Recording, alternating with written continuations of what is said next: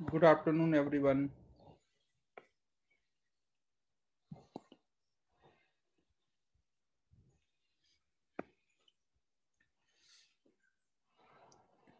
Last time atomic structure का homework दिया था, उस पे इन टेक्स्ट और एक्सरसाइज 1 से पहले उसमें डाउट देख लेते हैं, फिर आगे करते हैं।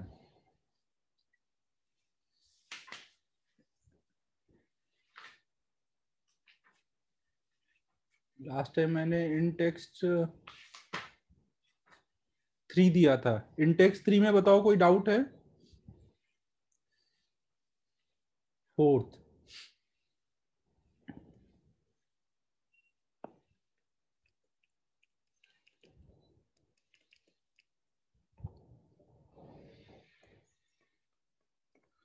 फोर्थ में देखो क्या है।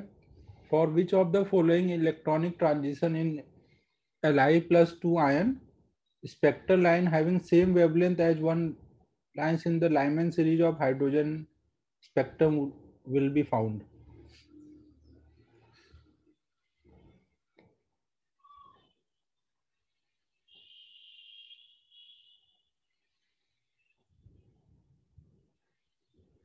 हमें देखो इस पे बोला गया हाइड्रोजन के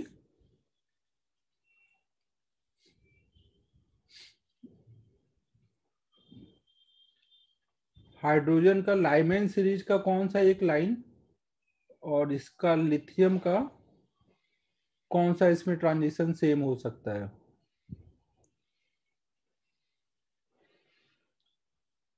हाँ वही लग रहा है, और तो क्या हो सकता है इसमें, डाल के चेक ही करना पड़ेगा मेरे हिसाब से। और कुछ है क्या तरीका? राज तूने किया क्या? तो वो ऊपर n-1 और नीचे n+1 आता है, मतलब एक एक का डिफरेंस आता है न्यूमरेटर डिनोमिनेटर में, तो आगे जाके तो इम्पॉसिबल हो जाते हैं सॉल्यूशंस, सिर्फ स्टार्टिंग के रहते हैं। मतलब समझ रहे हो क्या मैं क्या बोल रहा हूँ? n1 क्या है? n1 1 ही होगा हमेशा, और n वेरिएबल है ना, और n2 वेरिएबल ही है ना, सिर्फ वही एक वेरिएबल है ना। हाँ हाँ, तो n2² - 1 अपन n2² है ना। तो वो ऐसे बोल रहा है कि वो गेस हो जाता है उससे देख करके कि क्या होगा। हाँ, वो सिर्फ स्टार्टिंग की चेक करने पड़ते हैं, आगे का तो कैसे डिवाइड ना होता है वो। अच्छा, मतलब वही चेक ही करना है, वो अपना थोड़ा दिमाग लगा के देख लो कि कौन सा बेटर होगा। हाँ हाइड्रोजन मतलब लिख दिया कुछ जहां उसका ये n greater than 1 है और z की वैल्यू यहाँ पर हाइड्रोजन के लिए 1 हो गई है। इसको कुछ एन ही लिखे रहने देते हैं। ये हाइड्रोजन के लाइमन सीरीज का कुछ हो गया ना। और ऐसे ही हम लोग लिथियम का लिख देंगे। इसको मान लो λ1 बोलते हैं, इसको λ2। लिथियम के लिए ये कितना हो जाएगा? हाइड्रोजन हीलियम लिथियम, लिथियम में 3 होता है ना।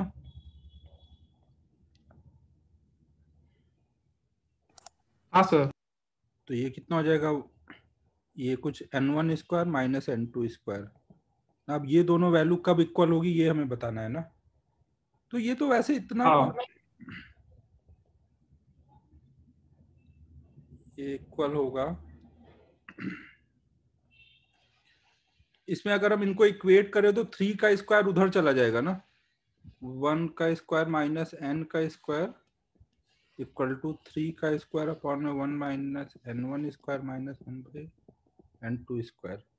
3 का स्क्वायर इस साइड कर लेते हैं तो ये क्या हो जाएगा? 3 का स्क्वायर माइनस 3n का स्क्वायर।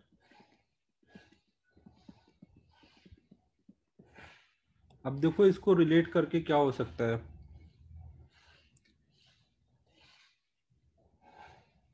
यहाँ पे ये n1 2 3 कुछ भी आएगा ना, तो ये वाला टर्म क्या हो सकता है?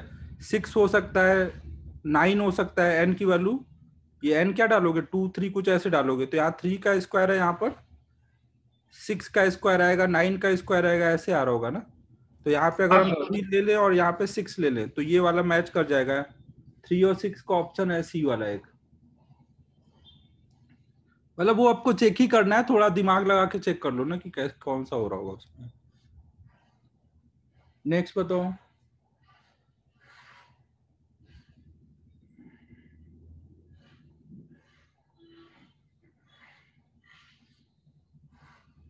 एग्जाम एक्सरसाइज 1 का 31।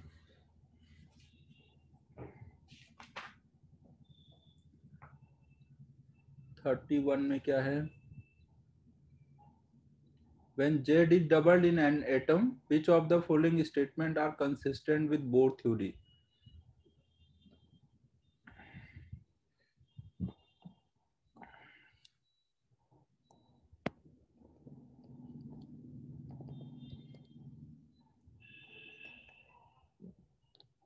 अगर हम Z को डबल कर रहे हैं तो बोर थ्योरी के according energy of state is doubled.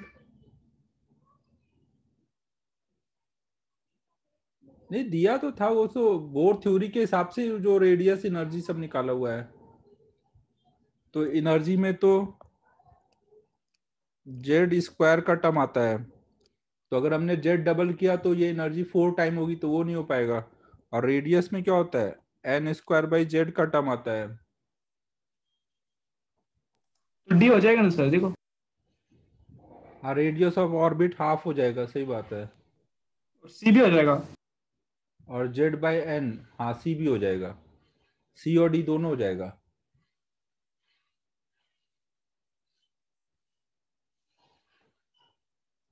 ना, दोनों होगा, सी और डी भी।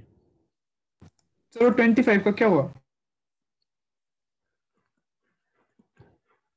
25, हाँ 25 में यार वो ना, एक्चुअली इसके लिए मैंने काफी कुछ देखा, लेकिन वही है, उतना अपना सब है नहीं पार्ट।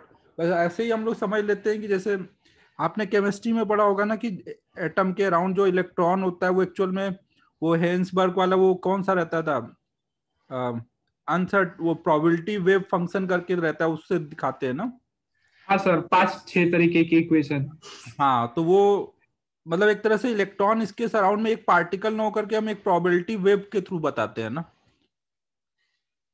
तो वही चीज उसमें बोली गई है कि de Broglie wave are probability waves, electron को प्रोबेबिलिटी वेव से बता रहे हैं, and there is no physical existence of these. ना प्रोबेबिलिटी की बात हो रही तो वही बोल रहे हैं कि फिजिकल एग्जिस्टेंस नहीं है उसका। मतलब वो याद ही कर लो यार, उसको समझने जाएंगे तो बहुत कुछ उसमें पढ़ना पड़ रहा है।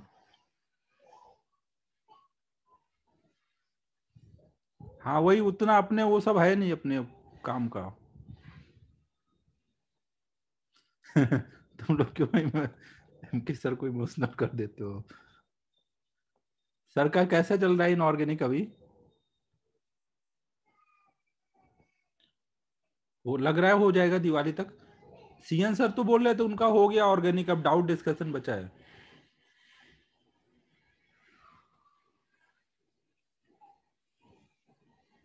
तो केमिस्ट्री हो गई फाइनली, और फिजिक और उसमें इनऑर्गेनिक में क्या लग रहा है? अच्छा, पी ब्लॉक ही होगा दिवाली तक।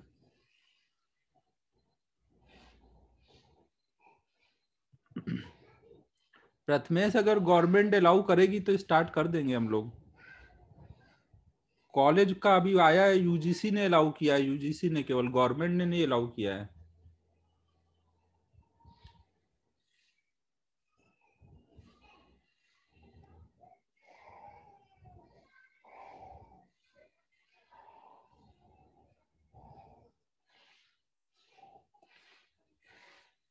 लॉजिक बता अमन, इसके पीछे क्या है? सर वो विजयम सर बोल रहे थे कि एक बार होगा ना तो आप और विजयम सर दोनों, आप चाय बनाओगे और चाय के हर एक के घर में जाके खास खास के पढ़ाने वाले हो। कुछ भी। और वो चाय बनाने का रीजन भी बहुत अच्छा दिया था। क्या था रीजन? नहीं सर वो कुछ बकवासी करोगे, जाने दो, हम लोग पढ़ाई करते हैं।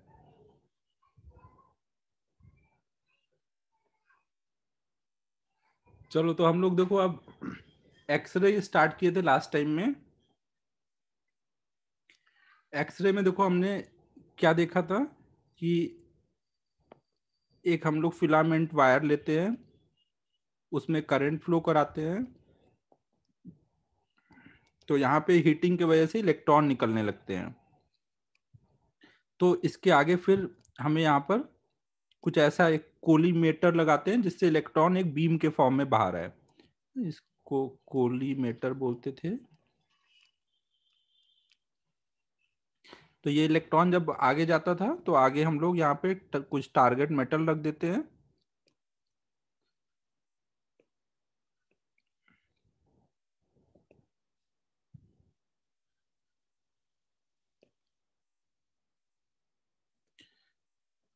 और ये टारगेट मेटल ठंडा रहे उसके लिए पीछे एक कॉपर का रॉड लगाते हैं और वाटर का सर्कुलेशन, कोल्ड वाटर का सर्कुलेशन स्टार्ट रखते हैं।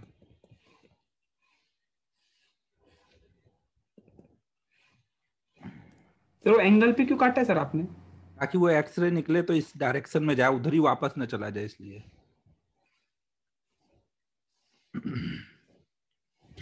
तो ना यहाँ पे हम लोग नॉर्मली मॉलिब्डेनम या टंगस्टन यूज करते हैं। और इनके यहाँ से यहाँ तक इलेक्ट्रॉन जा रहा होगा तो हाई वोल्टेज डिफरेंस अप्लाई करते हैं। ये यहाँ से लगा देता हूँ।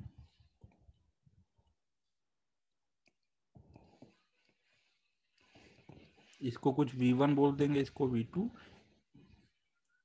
तो यहाँ पे V1 जो होता है वो वोल्ट के रेंज में रहता है और V2 जो होता है वो किलो वोल्ट के रेंज में रहता है ना। जितना ये वोल्टेज डिफरेंस हाई होगा उतना ज्यादा तेज एनर्जी से इलेक्ट्रॉन जाके टकराएगा ना। और यहाँ पे थर्माइनिक इफेक्ट की वजह से, थर्माइनिक इफेक्ट मतलब हीटिंग के वजह से फिलामेंट वायर से इलेक्ट्रॉन बाहर आते हैं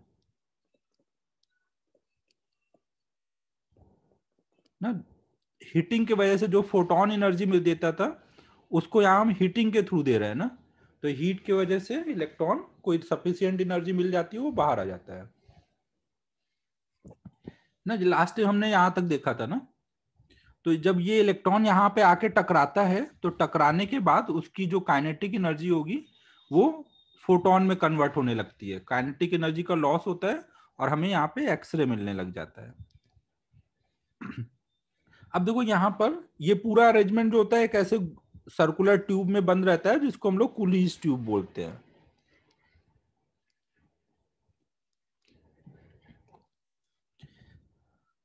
अब देखो यहाँ पे इलेक्ट्रॉन जब आके टकराएगा और उसका काइनेटिक एनर्जी फोटोन में कन्वर्ट होगा, तो वो कन्वर्ट होने का प्रोसेस दो टाइप से होता है। तो उसके बेसिस पे हम लोग इलेक्ट्रॉन को सॉरी एक्सरे को दो टाइप में डिवाइड करते हैं। टाइप ऑफ एक्सरे, इसमें एक होगा कंटिन्यूअस एक्सरे।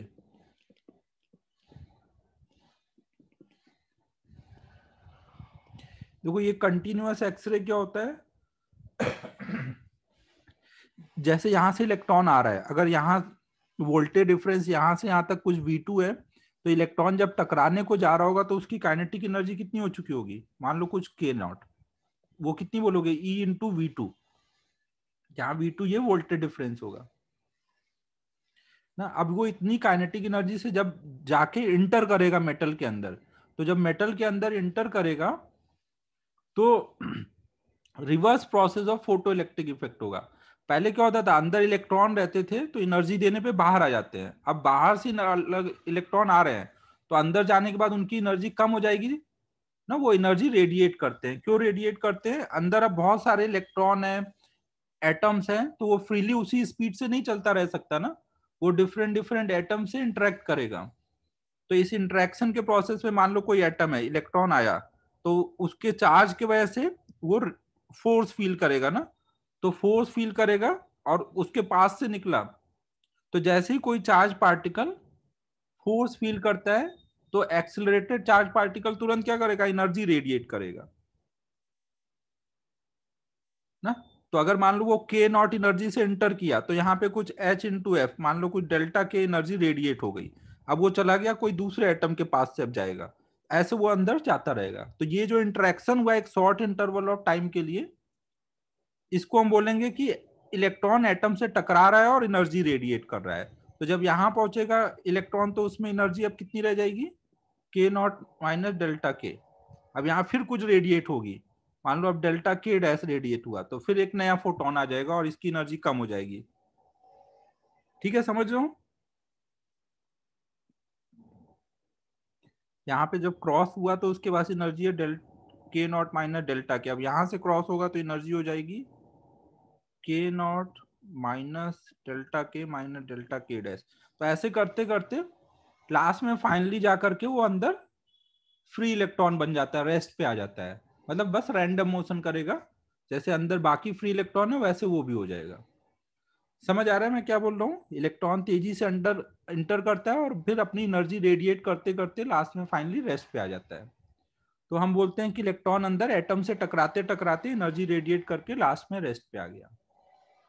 तो अब देखो, जो यहाँ पर एनर्जी ऑफ फोटोन होगी, एनर्जी ऑफ फोटोन किस रेंज में होगी? जो रेडिएशन की वजह से एनर्जी आएगी वो कई बार ऐसे टकराते टकराते एनर्जी रेडिएट कर सकता है, या हो सकता है एक ही कोलिजन में पूरा रेडिएट कर दे ना। कोई ऐसा इसमें वो नहीं है ना, कैसा कोलिजन हुआ इनके बीच में ना। तो ये रेंज जो होगा 0 से लेकर के नॉट के बीच में वैरी कर रहा होगा ना, energy of photon.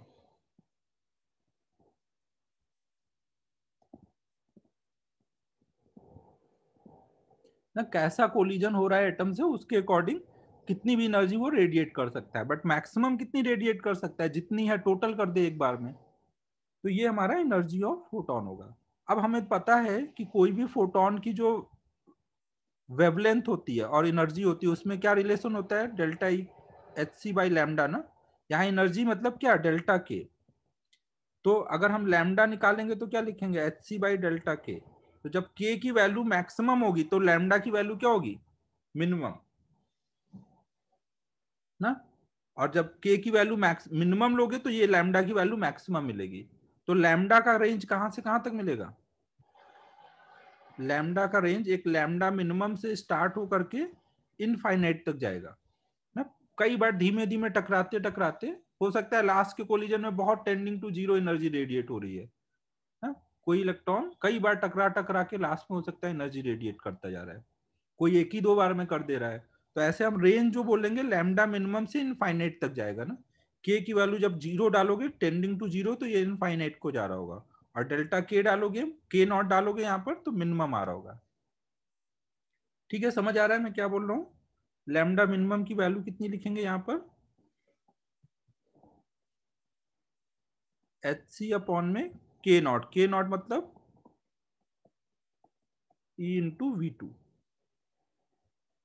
Lambda minimum को हम लोग कट ऑफ वेवलेंथ भी बोलते हैं, मतलब उसके नीचे की वेवलेंथ कट गई ना, उसके ऊपर की वेवलेंथ रहेंगी, कट ऑफ वेवलेंथ। एक्सरे जो निकलेगा उसमें वेवलेंथ का ये रेंज है। हमें जो हाई एनर्जी वाले मतलब कम वेवलेंथ वाले रहते हैं वही हमारे काम के रहते हैं, वही एक्सरे हैं। बाकी तो बस रेडिएशन है, वो तो इंफ्रारेड और रेड उस वाले रीजन में चले जाएंगे। नोट करो यहाँ तक।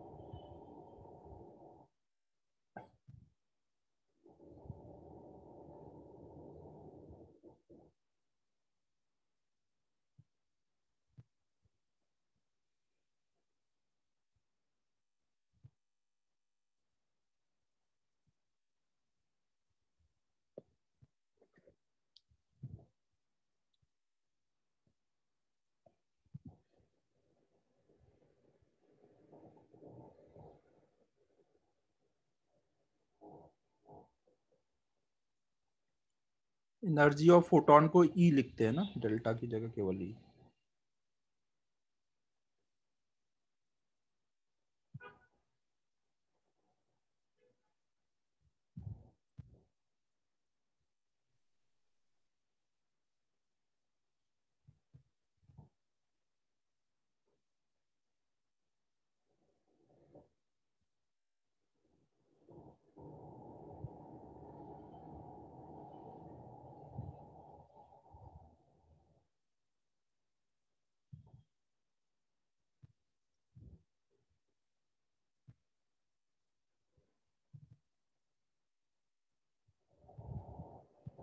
नोट होने के बाद बोल देना ना।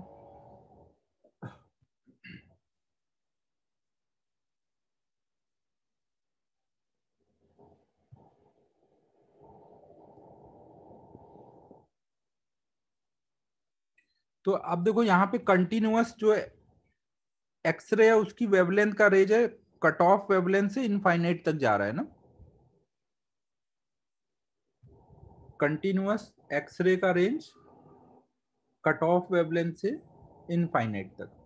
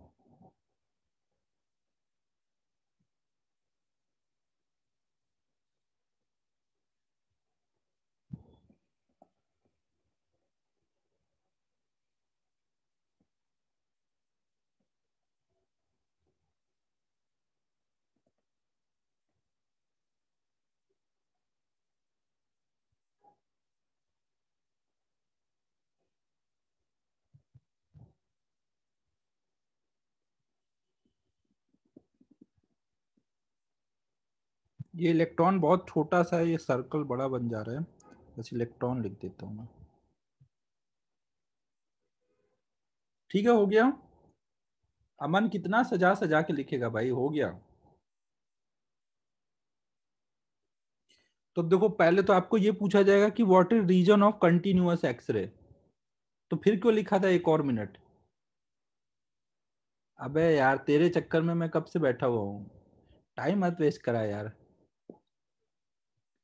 तो पता नहीं मैसेज लेट आया फिर। तो देखो यहाँ पे क्या है, कंटिन्यूअस एक्सरे का रीजन पूछा जाता है, तो रीजन हम क्या बोलेंगे, collision of electron with atom.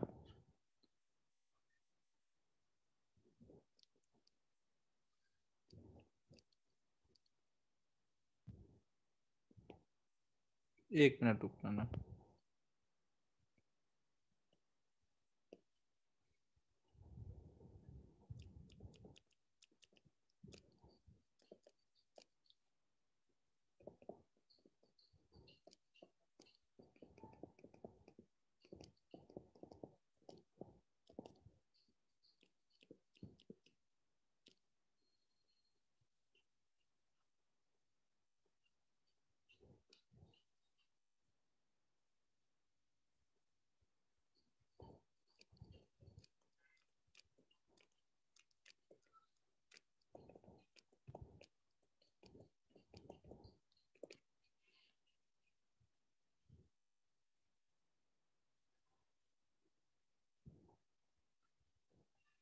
श्लोक ये कहाँ से आ गया, लीनियर पोलराइज्ड मोड, ये तो उसमें होगा प्लेन पोलराइज्ड लाइट में।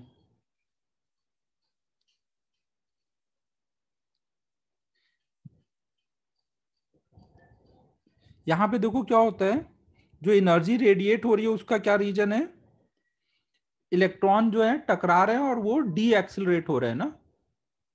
इलेक्ट्रॉन की एनर्जी लॉस हो रही है, मतलब उनकी स्पीड कम होती जा रही है, वो डी एक्सिलरेट कर रहे हैं ना। एटम से टकरा के वो डी एक्सिलरेट कर रहे हैं और एनर्जी रेडिएट कर रहे हैं। तो डी एक्सिलरेट होने को जर्मन में, ये जर्मन साइंटिस्ट ने बताया, तो उनके नाम पे बोला जाता है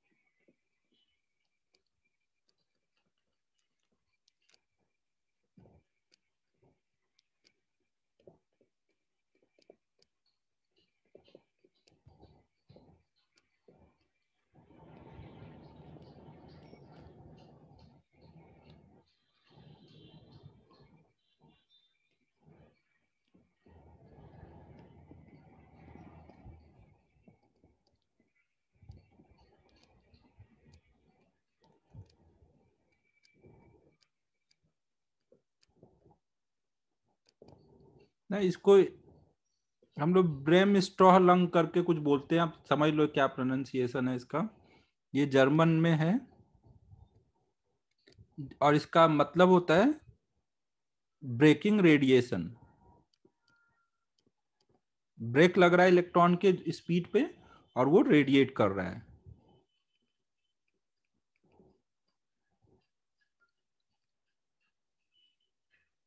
ना। कई बार आपसे पूछा जाएगा कि ये वर्ड दे देंगे और ये किससे रिलेटेड है, या फिर कंटिन्यूअस एक्सरे का रीजन क्या है, तो केवल एक वर्ड लिख देंगे ब्रेम स्ट्रॉलंग, तो मतलब वही होगा ना, ब्रेकिंग रेडिएशन। ब्रेक लग रहा है और वो एनर्जी रेडिएट कर रहा है। ठीक है, आप तक क्लियर है सभी को?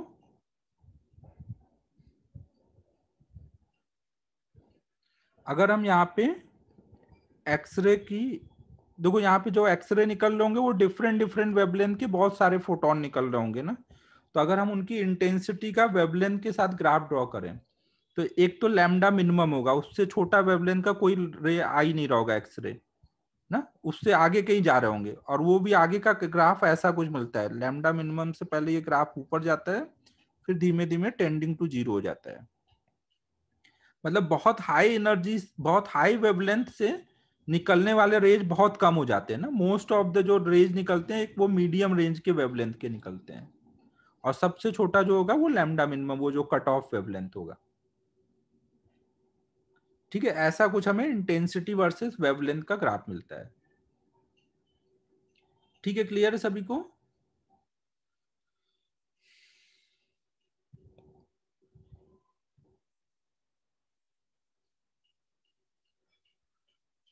सर वो लैम्डा मिनिमम पे 0 है कि थोड़ा ऊपर से स्टार्ट हुआ है? लैम्डा मिनिमम पर कट है, कट है। मतलब लैम्डा मिनिमम वाली वेवलेंथ से ये शुरू होता है ना, और लैम्डा मिनिमम वाली इंटेंसिटी बहुत कम होगी।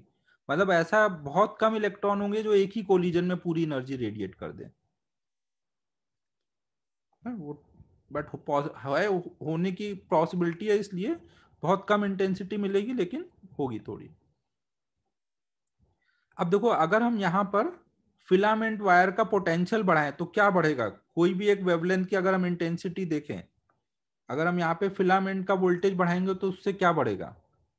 एक्सरे की इंटेंसिटी बढ़ेगी या कट ऑफ वेवलेंथ में चेंज आएगा?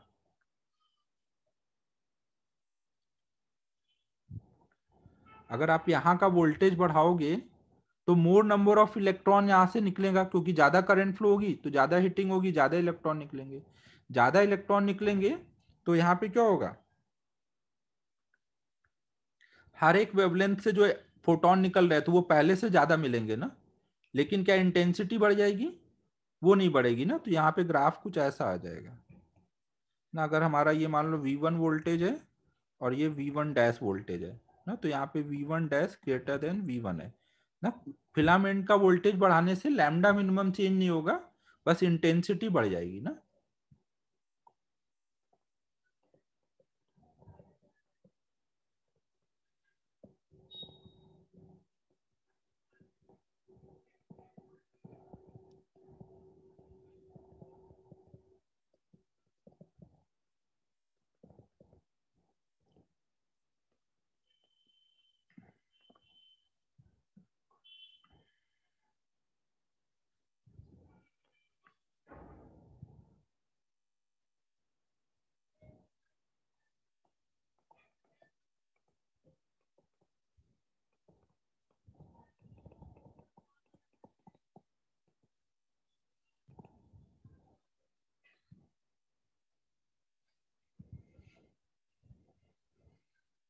फिर अगर हम लोग ये वाला वोल्टेज बढ़ाते हैं V2, फिलामेंट और टारगेट मेटल के बीच का वोल्टेज डिफरेंस, तो क्या होगा? ये नोट कर लो पहले यहां तक।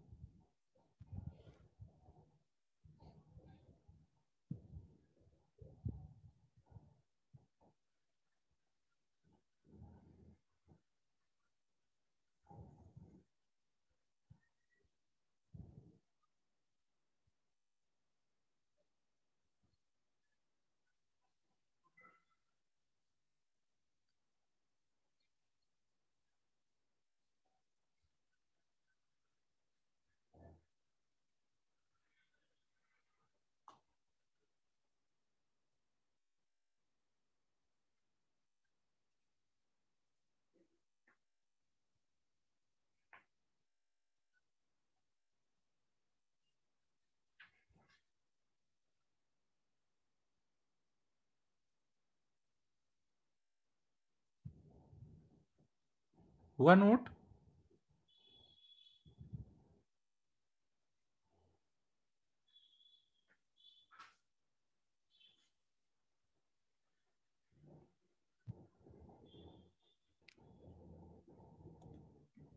थोड़ा सा यहाँ पे गड़बड़ लिख दिया, the accelerates and radiates energy. Sentence सही कर लेना ना, थोड़ा यहाँ गड़बड़ लिखा था।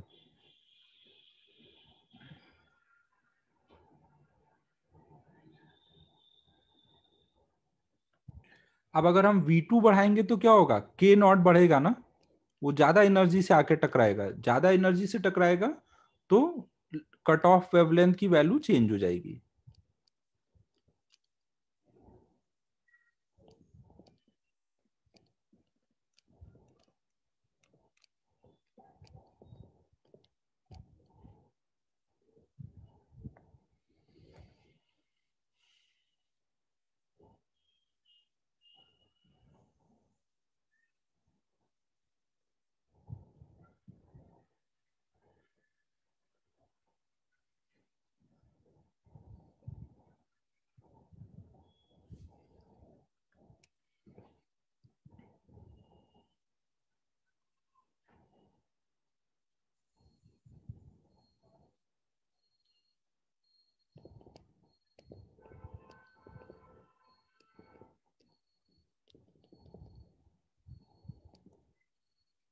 यहाँ पे हम इंटेंसिटी पे कोई कमेंट नहीं करेंगे, क्योंकि ज्यादा एनर्जी से जब इलेक्ट्रॉन आके टकरा रहे हैं तो अब कोई पर्टिकुलर वेवलेंथ के नंबर ऑफ इलेक्ट्रॉन तो उतने ही है ना, तो कोई पर्टिकुलर वेवलेंथ के कितने निकलेंगे वो हम ऐसे कुछ प्रेडिक्ट नहीं कर सकते ना कि बढ़ जाएंगे या कम हो जाएंगे ना। लेकिन उसमें था कि इलेक्ट्रॉन का नंबर बढ़ रहा है तो फिर वहां पर ज्यादा फोटोन निकलेंगे, वहां प्रेडिक्ट कर पा रहे थे ना।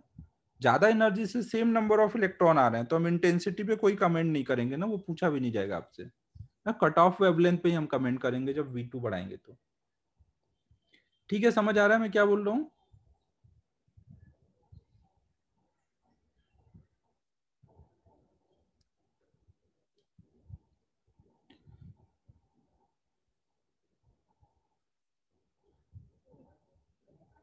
राज ऐसा कुछ बोल नहीं सकते ना, ज्यादा एनर्जी वाला हो सकता है कई बार टकरा के एनर्जी रेडिएट करे, कई सारे फोटोन निकाल दे एक ही इलेक्ट्रॉन, कुछ भी हो सकता है ना, इसलिए ऐसा कोई कमेंट करना भी नहीं है, कोई पूछेगा भी नहीं आपसे। फिर देखो इसके बाद नेक्स्ट आता है हमारा सेकेंड टाइप, कैरेक्टरिस्टिक एक्सरे।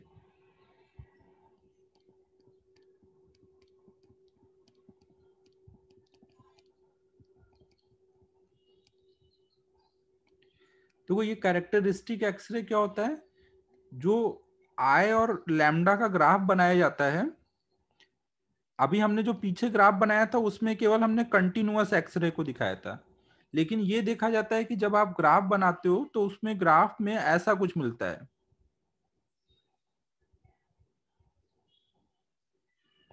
ऐसा कुछ ग्राफ आता है। तो ये वाला पार्ट जो ग्राफ का, ये तो कंटिन्यूअस एक्सरे को रिप्रेजेंट कर रहा है। ये अचानक से कहीं कहीं पे स्पाइक्स आ गए ना, तो ये अचानक से जो ये पीक आए हैं ये क्या रिप्रेजेंट कर रहे हैं, क्यों ऐसा हुआ कि एक पर्टिकुलर वेवलेंथ अचानक से बढ़ गया ना। तो इस पे जब स्टडी किया गया तो इसका रीजन समझ आया कि ये कब हो सकता है, जब जैसे यहाँ पे इलेक्ट्रॉन जब इसके अंदर इंटर किया टारगेट मेटल में, तो वो एटम से रेडिएट हो, एटम के वजह से फोर्स फील कर रहा है और एनर्जी रेडिएट कर रहा है। लेकिन ये भी हो सकता है कि वो कोई एटम के,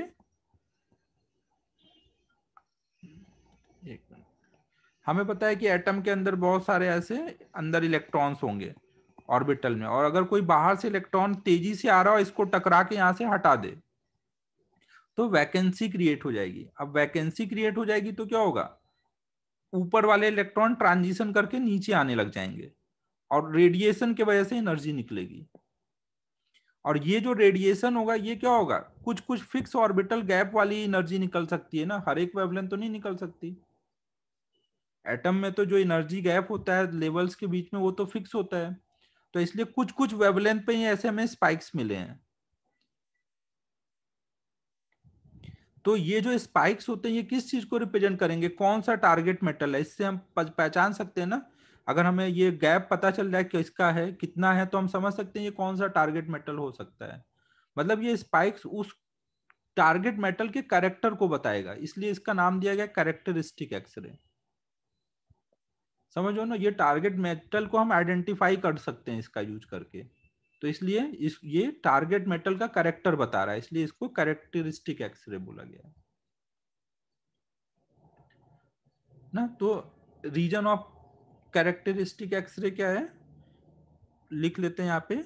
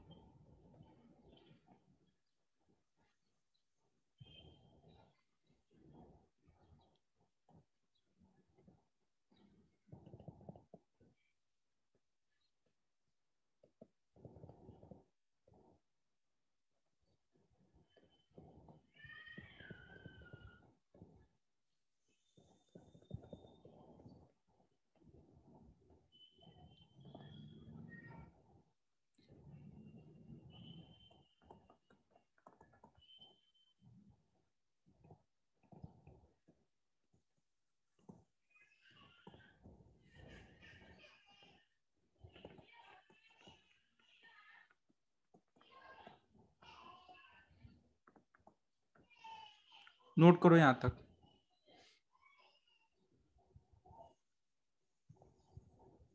यहां लिख दूं, इसके बाद यहां लिख दे रहा हूं ना,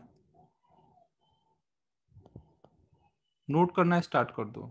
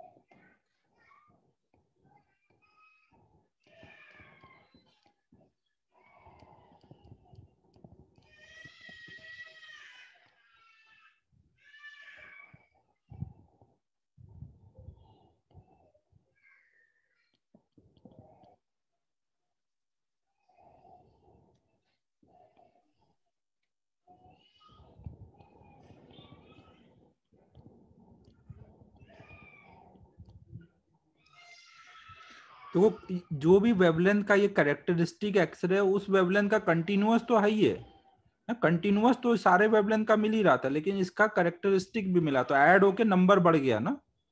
इस वेवलेंथ का कैरेक्टरिस्टिक भी मिला है और कंटिन्यूअस भी मिला है, इसलिए इसका ज्यादा इंटेंसिटी है। ये जो कंटिन्यूअस लाइन गई है, कंटिन्यूअस लाइन जो है वो कंटिन्यूअस एक्सरे को रिप्रेजेंट कर रही है, और जो ये पीक्स हैं वो कैरेक्टरिस्टिक एक्सरे को।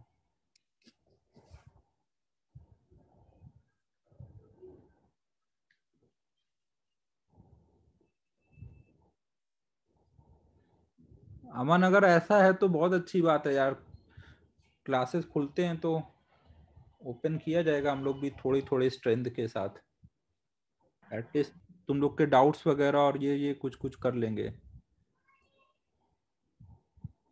बोर्ड का एग्जाम तो डिले होना ही है यार, वो तो सही लग रहा है मुझे, मई वही बोला जा रहा है जो। मेन का एग्जाम। सर हाँ सर वो लास्ट क्वेश्चन, लास्ट स्लाइड पे डाउट था मेरे को एक। यहाँ पे हाँ सर, V1 डैश छोटा होगा ना, क्योंकि अब हम लोगों ने पोटेंशियल डिफरेंस बढ़ाया है ना। हाँ, तो करंट बढ़ जाएगी, करंट बढ़ेगी तो यहाँ पे तो ज्यादा V1 होगी ना, नहीं ना, ज्यादा। V1 डैश बड़ा छोटा आएगा ना, आपने बड़ा लिखा है ऐसा बोल रहा था। अच्छा अच्छा, उल्टा लिख दिया क्या? हाँ। V1 डैश बड़ा तो लिखा ही है। वोल्टेज बढ़ाया तो करंट बढ़ी, करंट बढ़ी तो ज्यादा लैम्डा वाला, ज्यादा इंटेंसिटी आई, यही तो लिखा है। अच्छा हाँ हाँ, ओके।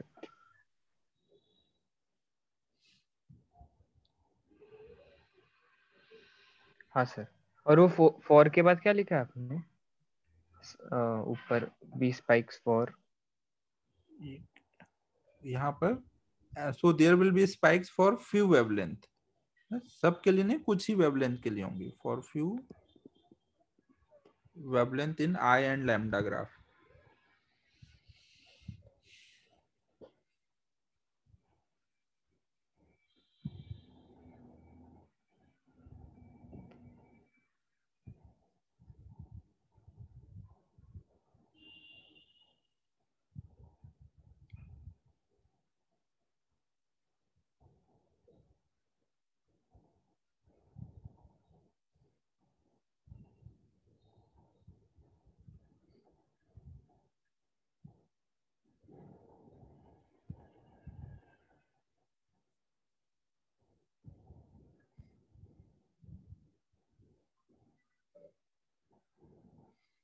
नोट होने के बाद बोल देना।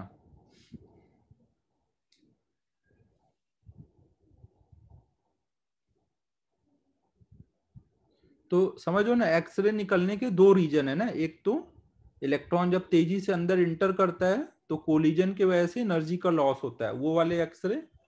और दूसरा ट्रांजिशन की वजह से, अगर वो ऑर्बिटल इलेक्ट्रॉन को रिमूव कर देगा तो वहां अंदर ट्रांजिशन होगा, वो वाली एक्सरे।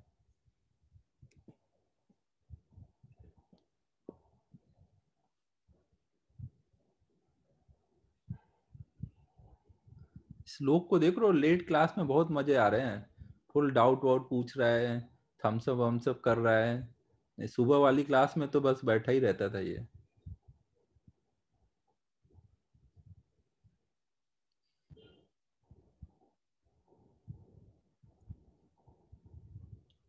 वेरी गुड श्लोक, अच्छे से पढ़ाई करो।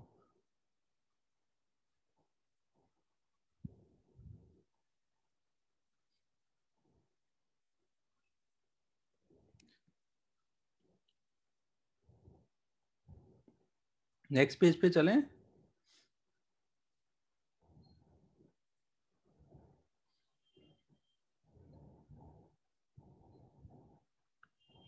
अब देखो, ये जो कंटिन्यूअस एक्सरे है उसमें भी हम कुछ कुछ नेम देते हैं एक्सरे को, डिपेंडिंग कि किस सेल का इलेक्ट्रॉन रिमूव हुआ है ना। हमें देखो पता है कि सबसे पहला वाला ऑर्बिटल को हम कुछ के सेल बोलते हैं, इसको एम के सॉरी एल के एल एम ना, ऐसे हम लोग नाम देते हैं ना अलग अलग। तो अगर मान लो के सेल का इलेक्ट्रॉन बाहर निकला है और ट्रांजिशन के सेल में हो रहा है, तो ये बताने के लिए हम लोग एक्सरे का नाम देते हैं। अगर यहाँ का इलेक्ट्रॉन बाहर निकल गया ना, ये रिमूव हो गया, तो उससे ऊपर वाला अगर इलेक्ट्रॉन यहाँ पर आ रहा है तो हम इसको नाम देंगे, ये के सेल में आ रहा है और जस्ट ऊपर से आ रहा है इसलिए के अल्फा।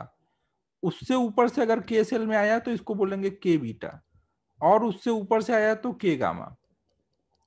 नॉर्मली ये के अल्फा के बीटा के गामा तीन में ही हो जाता है अपना काम, उससे ऊपर से की कमी पॉसिबिलिटी होती है, नाम इसलिए नहीं उतना डिफाइन है।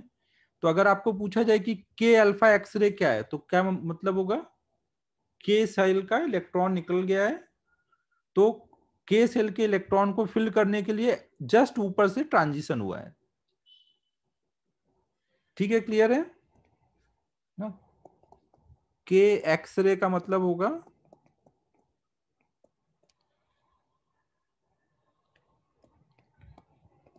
इलेक्ट्रॉन ऑफ के सेल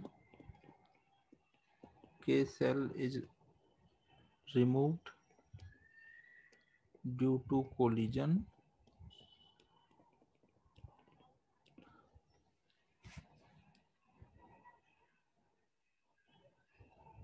हाँ राज, वो अलग बात है किसका होगा, लेकिन जो इलेक्ट्रॉन आते हैं बाहर से ना, वो काफी हाई एनर्जी वाले हैं ना, तो वो इनर मोस्ट सेल तक चले जाते हैं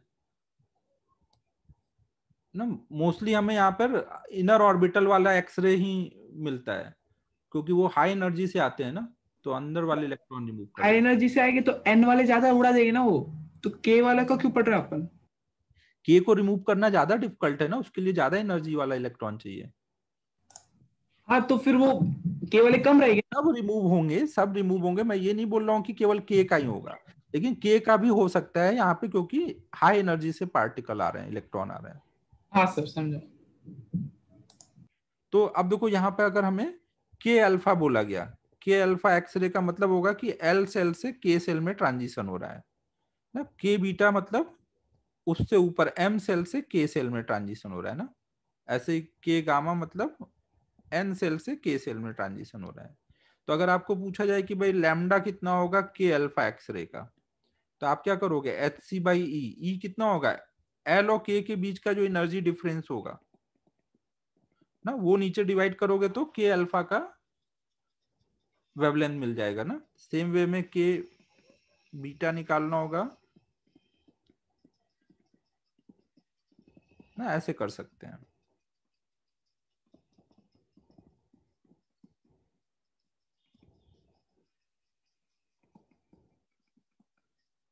ऐसे ही हम लोग एल एक्सरे डिफाइन कर सकते हैं।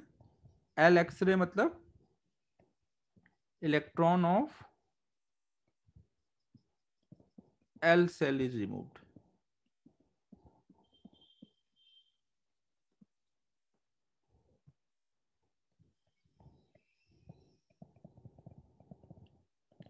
अब अगर जस्ट उसके ऊपर से ट्रांजिशन हो रहा है तो उस एक्सरे को हम एल अल्फा एक्सरे बोलेंगे। तो एल अल्फा में क्या होगा, एम टू एल ट्रांजिशन हो रहा होगा। एल बीटा में उसके जस्ट ऊपर एन से एल में। अब एल गामा ऐसे ही लिख सकते हो, इसके ऊपर कौन सा सेल लेंगे, के एल एम एन ओ लेते हैं क्या, ऐसे ओ ले लो ना। तो बाकी फिर वैसे ही करते जाएंगे ना। ऐसे आप एम एक्सरे डिफाइन कर सकते हो, एन एक्सरे डिफाइन कर सकते हो, हर एक सेल के इलेक्ट्रॉन के बेसिस पे आप उस सेल के नाम से एक्सरे डिफाइन कर सकते हो ना। Lambda of L alpha x-ray कितना हो जाएगा, H C over E M minus E L.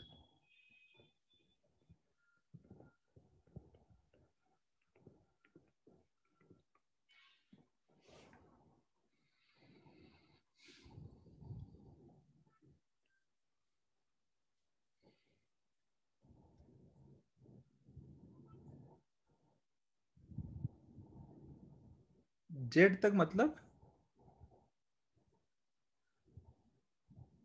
Z किसका नाम बता रहा हूँ, अच्छा ऐसे करके होगा भाई, पता नहीं यार, होता होगा। नाम तो आगे वाले ऑर्बिटल का सबका कुछ कुछ लिख सकते हो। मोस्टली जो अपन को मतलब मोस्टली मिलता है ना, वो के एल यही वाले मिलते हैं। बाकी ऐसे ही अगर क्वेश्चन आए तो आप ऐसे ही कर दोगे। एम अल्फा बोला गया तो एम के जस्ट ऊपर से ट्रांजिशन करा के बता दो।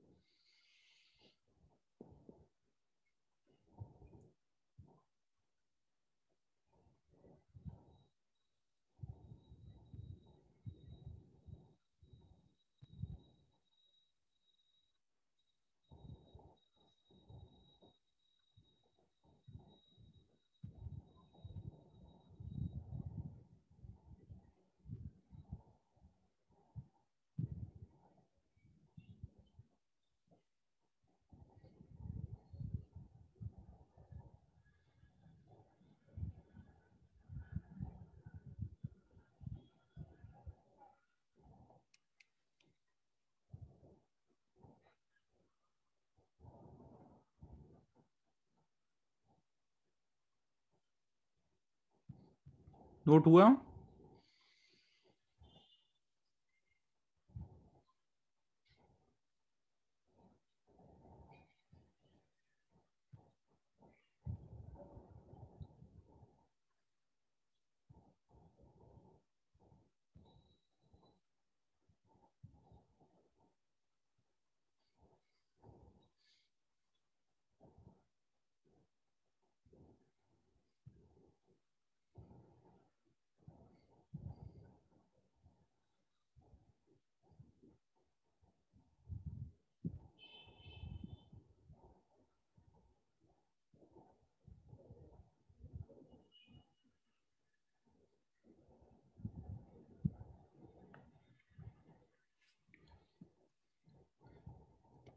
अब इस पे एक दो प्रॉब्लम करते हैं।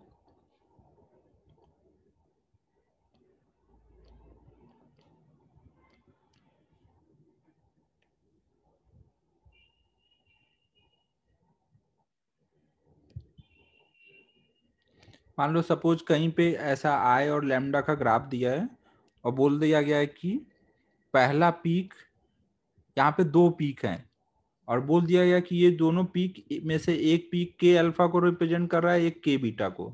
तो कौन सा पीक किसको रिलेट करना है ना? दो पीक है 1 और 2, तो इनमें से कौन सा पीक के अल्फा हो रहा होगा, कौन सा के बीटा हो रहा होगा? ये दे दिया गया है कि 1 2 के अल्फा और के बीटा ही है।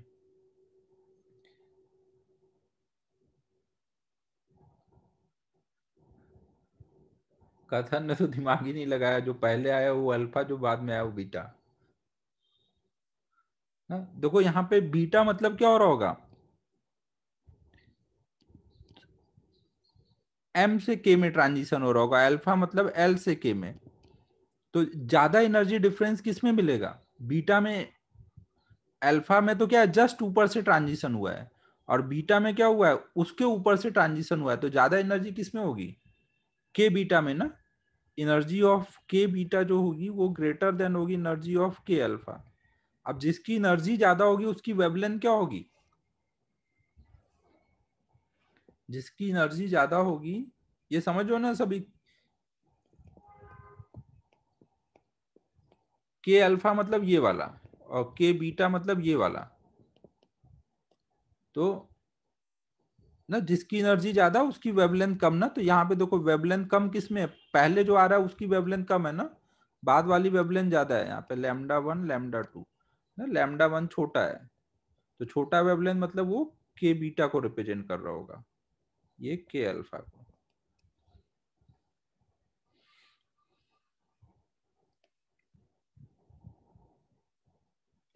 सेम टाइप का क्वेश्चन आपको ऐसे पूछा जा सकता है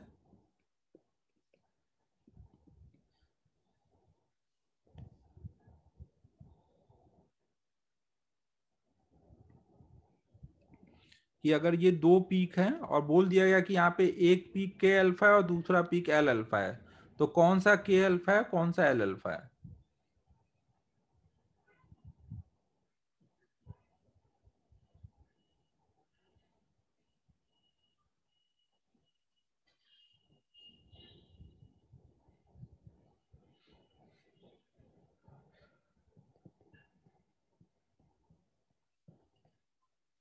के अल्फा में क्या होगा, जस्ट ऊपर से के सेल में ट्रांजिशन होगा, और एल अल्फा में क्या होगा, जस्ट ऊपर से एल सेल में ट्रांजिशन होगा।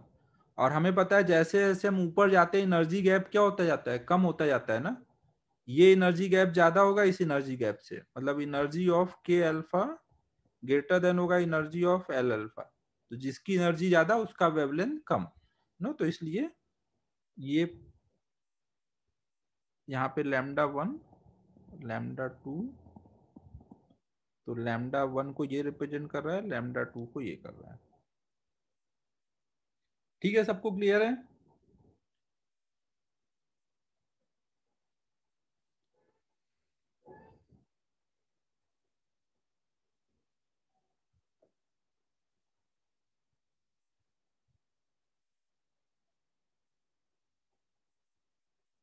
सौरभ यार, ये तो बात सही है कि अपने पास वो सिंगल इलेक्ट्रॉन सिस्टम का था, बट मल्टीपल इलेक्ट्रॉन के लिए है तेरे पास कोई मेथड जिससे बता पाए? हाँ 1/n+l बोला था एम के सर ने। तो कर ले भाई, अपन तो फिजिक्स में ऐसे ही करते हैं। एनर्जी निकालना थोड़ी है, डिफरेंस ही तो देखना है, उतना कर लेते हैं, वही लगा। नहीं नहीं सर, वो सर ने सिर्फ सिंगल एटम, गैस एटम के लिए बोला था। ये मेटल है, मेटल में वो बैंड्स होते हैं अलग। ज्यादा बातें ना करो तुम लोग, जो बोलना चाह रहा है सर चुपचाप। एम के सर ने उसके लिए भी बोला था वो। बैंड होते हैं, लेकिन इसको एक्सप्लेन करने के लिए अभी हम वो बैंड से नहीं, नॉर्मली ऐसे समझेंगे, उससे हो जाता है काम। बैंड नहीं वगैरह भी हम लोग भी पढ़ाएंगे, उसमें पढ़ाएंगे ये सेमीकंडक्टर्स में बैंड वगैरह। नहीं सर, एम के सर ने उसका भी बोला था। बैंड का यहाँ कोई लेना देना नहीं है ना, सेम रिजल्ट पे हम पहुंच जाएंगे ऐसे ही बिना बैंड लिए हुए। और बाकी देखो, मोर मॉडल भी कोई सही सही थोड़ी है, वो तो हाइपोथेटिकल ही है, मतलब सिंगल इलेक्ट्रॉन एक्सप्लेन कर पा रहा है, तो बस ठीक है काम चलाने के लिए कि कुछ चीजें वो एक्सप्लेन कर देगा। रुको ना सर 2 सेकंड।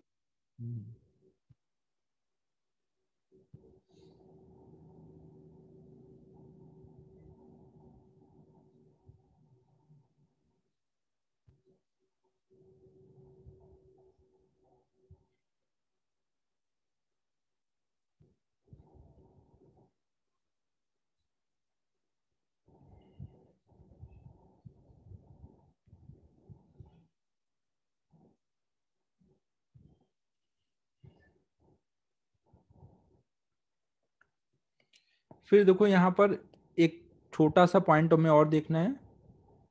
हाँ आयुष, ये सब हम लोग गलत पढ़ रहे हैं ना, एक्चुअल में तो इलेक्ट्रॉन ले करके जो हम पढ़ रहे हैं ऑर्बिटल वगैरह, वो ऐसा होता नहीं है ना। इलेक्ट्रॉन तो पूरा वेव प्रोबेबिलिटी फंक्शन है ना, वो उसको लेके एक्सप्लेन करते हैं। क्वांटम जो आता है, वो क्वांटम फिजिक्स में जो पढ़ाया जाता है इलेक्ट्रॉन वगैरह, वो कौन सा, वो साई फंक्शन लेके बताते हैं। क्योंकि एक हमें एक आइडिया लग जाता है कि मतलब उनकी प्रॉपर्टीज कैसे होगी, उसका एक आइडिया लग जाता है। बाकी धीमे धीमे ही सीख सकते हैं, सीधे वो प्रोबेबिलिटी फंक्शन पढ़ाया जाएगा तो समझ नहीं आएगा कुछ। और बाकी वरद जैसा बोल रहा है कि वेटेज ज्यादा है, मार्क्स आएंगे, तो इसलिए पढ़ रहे हैं। नेक्स्ट हम लोग अब देखने जा रहे हैं मोजले लॉ। तो देखो ये मोजले लॉ में मोजले ने क्या बताया था, मोजले लॉ के बाद ही वो जो मेंडलीव पीरियोडिक टेबल था वो चेंज हुआ था। मोजले ने बहुत सारे एलिमेंट के लिए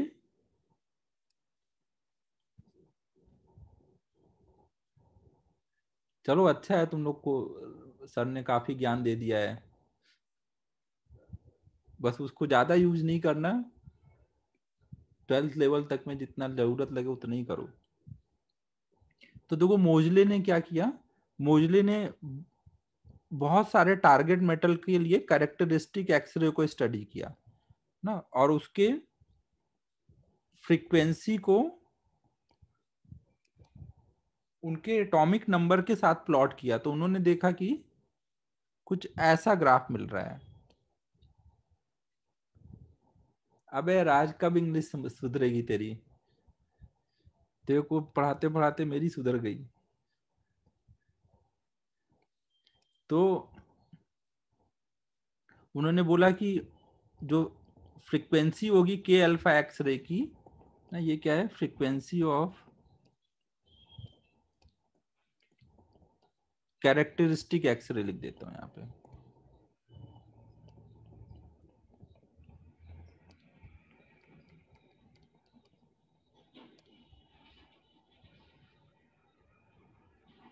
ना कैरेक्टरिस्टिक एक्सरे की जो फ्रीक्वेंसी होगी वो एटॉमिक नंबर ऑफ मेटल पे डिपेंड कर रही होगी, और इसको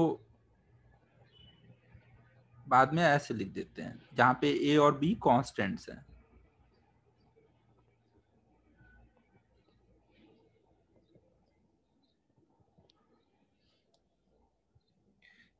तो बाद में इस चीज को बोर मॉडल आने के बाद उससे एक्सप्लेन करने का भी ट्राई किया गया। तो जरूरत पड़ने पे हम यहाँ पे क्वेश्चंस आएंगे तो बोर मॉडल से सॉल्व करते हैं। तो बोर मॉडल में इसको कैसे एक्सप्लेन किया गया, जैसे मान लो हमें के अल्फा एक्सरे का हम फ्रीक्वेंसी निकाल रहे हैं, तो हमें पता है के अल्फा एक्सरे में क्या होगा ना, के सेल में जस्ट ऊपर से ट्रांजिशन होगा ना। अगर इसका एटॉमिक नंबर जेड है तो ये जो यहां से इलेक्ट्रॉन ट्रांजिशन करेगा उसके लिए इफेक्टिव पॉजिटिव चार्ज कितना होगा यहाँ पर। हमें पता है 2 इलेक्ट्रॉन होते हैं ना सबसे इनर सेल में, एक तो रिमूव हो गया है, एक अब भी है, तो इफेक्टिव चार्ज हम बोलेंगे इसके वजह से यहाँ पे कितना जा रहा है, Z-1। सील्ड, वो स्क्रीनिंग बोलते थे ना। तो जब हम ये वाला फॉर्मूला लगाएंगे 1/λ equal to RZ² N1² minus N2² ना, तो हम लोग लैम्डा की जगह क्या लिख सकते हैं, C equal to F lambda ना। तो लैम्डा 1/λ की जगह लिख सकते हैं F/C। तो यहाँ लिख देंगे F/C equal to R, Z की वैल्यू Z-1 डालेंगे ना, और के अल्फा में ट्रांजिशन कहाँ से कहाँ हो रहा है, वो 2 से 1 में हो रहा है। तो हम बोल सकते हैं F equal to R into C into Z-1 का स्क्वायर इंटू 1 माइनस 1/4। तो ये 3/4 आएगा। दोनों साइड अंडर रूट कर देंगे तो रूट F इक्वल टू आ जाएगा रूट 3/4 RC इंटू Z-1 ना। तो उसी टाइप का एक्सप्रेशन आ गया। तो इससे हम बोल सकते हैं कि यहाँ पे A की वैल्यू क्या है, रूट 3/4 RC ना। के अल्फा एक्सरे के लिए A की वैल्यू ये पकड़ लोगे और B की वैल्यू 1 पकड़ लोगे ना। अगर क्वेश्चन करना पड़ेगा, जरूरत पड़ेगी तो हम इससे सॉल्व कर देंगे। ठीक है, समझ आ रहा है।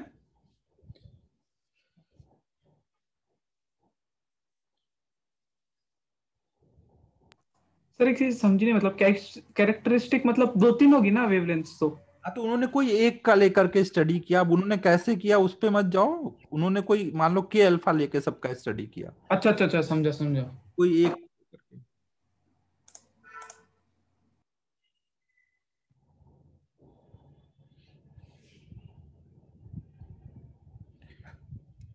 नोट कर लो इसको।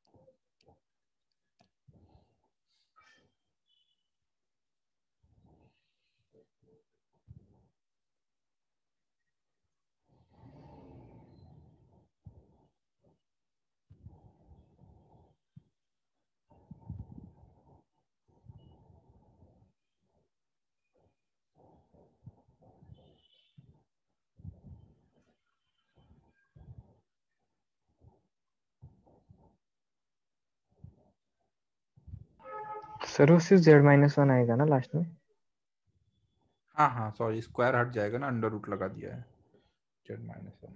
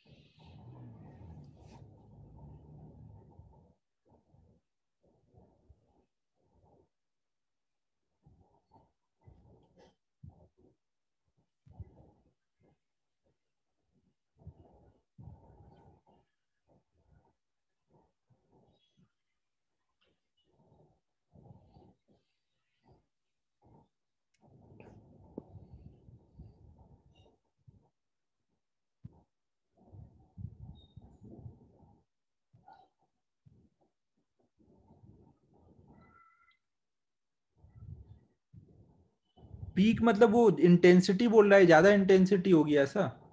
वो कुछ नहीं प्रेडिक्ट कर सकते ना, इंटेंसिटी किसकी ज्यादा होगी किसकी कम होगी। लैम्डा ही प्रेडिक्ट कर सकते हैं।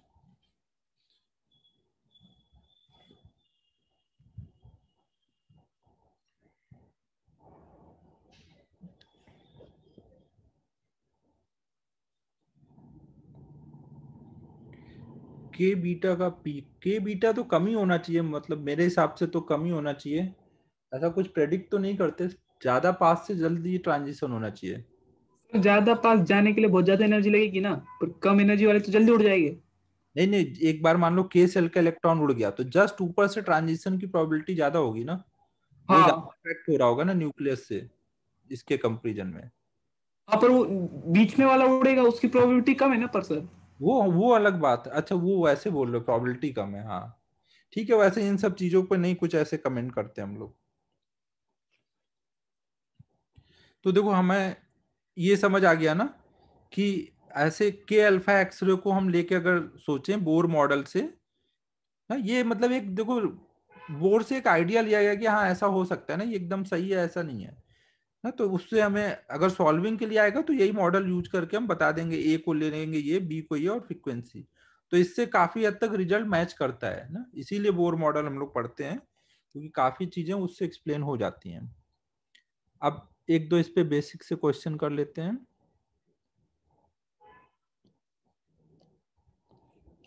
सपोज दो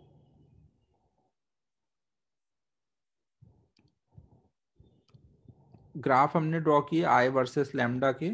एक ग्राफ Z1 एटॉमिक नंबर के लिए, एक Z2 एटॉमिक नंबर के लिए, और इनके के अल्फा और के बी दोनों के अल्फा दिए हुए हैं ना। एक 1 वाले का के अल्फा है, ये 2 वाले का के अल्फा है। तो इसको देख के आपको बताना है कि किसका Z बड़ा होगा किसका Z छोटा होगा।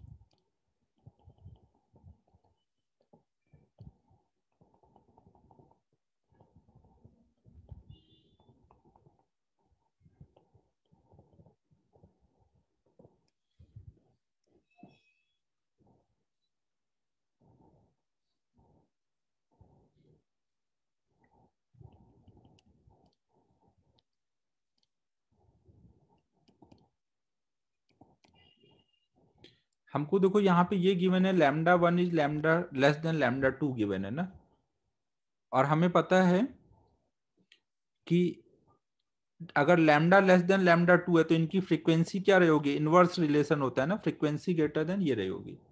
और फिर हमें पता है कि फ्रीक्वेंसी जो होता है डायरेक्टली प्रोपोर्शनल टू जेड होता है, जिसकी फ्रीक्वेंसी ज्यादा होगी उसका जेड भी ज्यादा होगा ना। तो इस बेसिस पे हम बोल सकते हैं कि फर्स्ट ऑप्शन सही है। लैम्डा कम तो फ्रीक्वेंसी ज्यादा, फ्रीक्वेंसी ज्यादा किसमें मिलेगी, जिसका जेड ज्यादा होगा।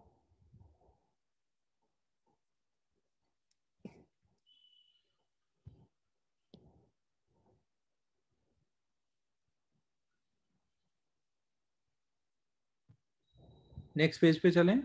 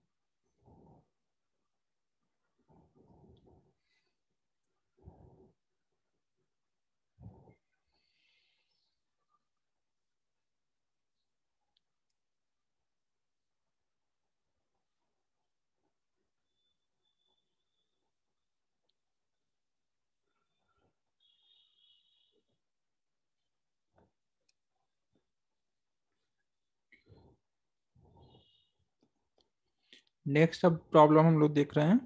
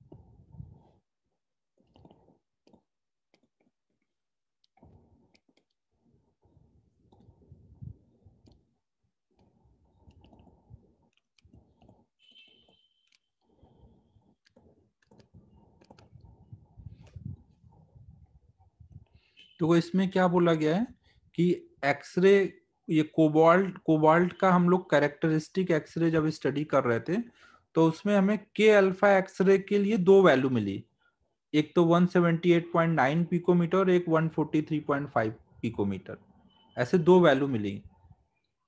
तो अगर बोला गया कि इसमें पहली वाली तो कोबाल्ट की और दूसरी कोई इम्प्योरिटी की थी, कोबाल्ट में कोई इम्प्योरिटी मिक्स थी, तो दूसरी जो मिल रही है वो कौन सी इम्प्योरिटी की वजह से वो बताना है।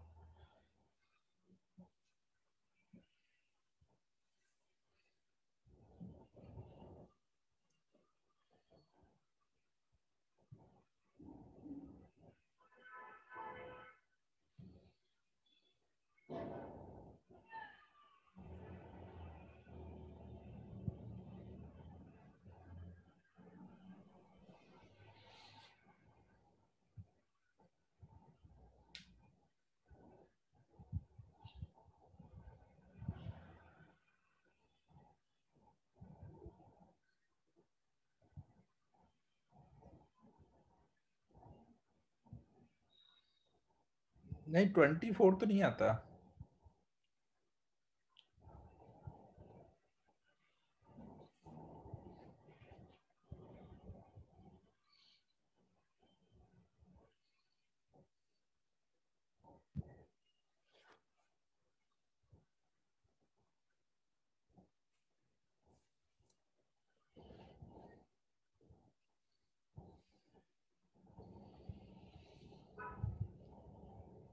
हाँ 30 आ रहा है, जिंक आ रहा है।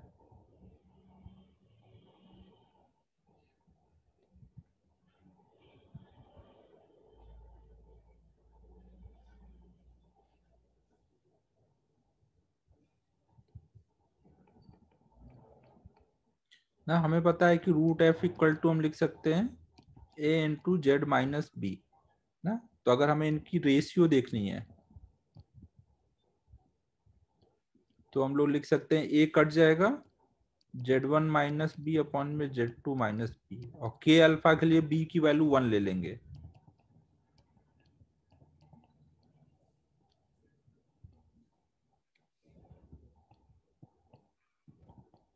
और रूट F1 बाई F2 को हम क्या लिख सकते हैं, रूट लैम्डा 2 बाई लैम्डा 1 ना। F और लैम्डा में इनवर्स रिलेशन है ना। Z1 हमें पता है, पहले वाले को कोबाल्ट बोलते हैं, दूसरा इम्प्योरिटी है ना। कोबाल्ट का कितना होता है एटॉमिक नंबर, कोबाल्ट का एटॉमिक नंबर बताओ। 27, तो 27 minus 1 upon Z2 minus 1 equal to lambda 2 143.5 upon में नीचे 178.9 ना। अब इसको सॉल्व करते हैं तो Z2 की वैल्यू आ जाती है 30 ना। मतलब हमारा अननोन वहां पे इम्प्योरिटी क्या है, जिंक है।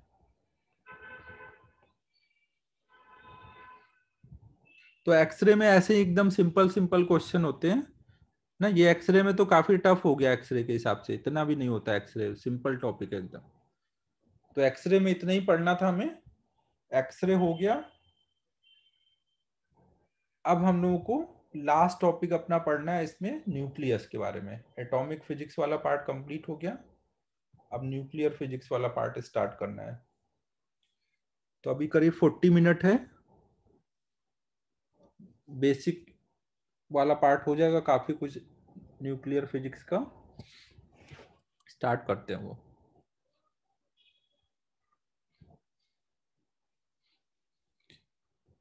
एक मिनट रुकना ना, मैं एक बार वीडियो ऑफ करके फिर से ऑन करता हूँ रिकॉर्डिंग।